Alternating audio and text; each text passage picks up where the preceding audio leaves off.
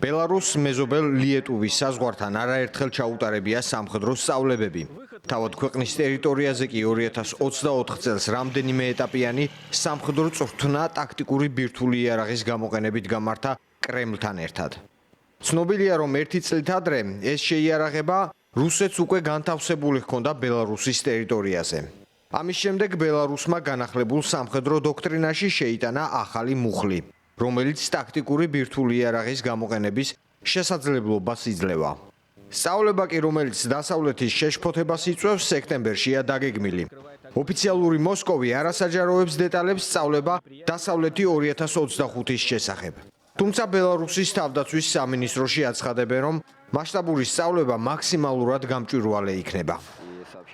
По своему масштабу будут სწავლებაში 33000-ზე მეტი სამხედრო იქნება ჩართული. ნდობისა და უსაფრთხოების აღდგენის ვენის დოკუმენტის შესაბამისად დამკვირვებლებს შეუძლიათ დაესწრონ წვრთნებს. ჩვენ ვალდებული ვიყავით და უკვე ვაცნობით ვენის დოკუმენტის ხელმომწერ ყველა ქვეყანას, თუ როდის განხორციელდება და რა მასშტაბით ეს სწავლება. გეგმავთ მოვიწვიოთ დელეგაციები ჩვენი მოკავშირე და პარტნიორი ქვეყნებიდან. и его численности. გერმანული გამოცემა ბილდი წერს, რომ 2025 წლის ზაფხულის შესაძლოა ბოლომ 7 სეზონი იყოს. გამოშვებაში პოცდამის უნივერსიტეტის პროფესორი აღნიშნავს, რომ მოსკოვისა და მინსკის მიერ ბელარუსში დაგეგმილი სწავლება დასავლეთი 2025 შესაძლოა იმით დასრულდეს, რომ რუსულმა არმიამ ბალტიისპირეთის ქვეყნების საზღვრები გადაკვეთოს. ბელარუსისა და რუსეთის საპარლამენტო კრების ოფიციალურ ვებსაიტზე განთავსებული ინფორმაციით, სწავლება დასავლეთი 2025 სტრატეგიული შინაარსისაა და მას წინ რამდენიმე კომპლექსური წვრთნა უძღვის. ბელარუსის თავდაცვის მინისტრის აზრით, ეს მანევრები მოკავშირე ქვეყნების უსაფრთხოების უზრუნველყოფას ისახავს მიზნად. რამდენიმე დღის წინ ბელარუსის თავდაცვის სამინისტროს ტელეგრამ არხზე მინისტრის კომენტარი გავრცელდა.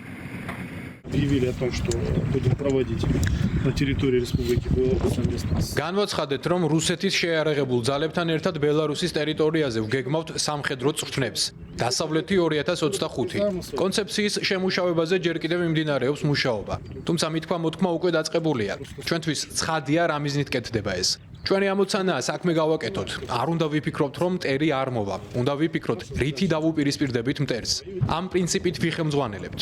ჩვენი ამოცანაა, რომ ხალხმა უსაფრთხოდ და დაცულად იგრძნოს თავი.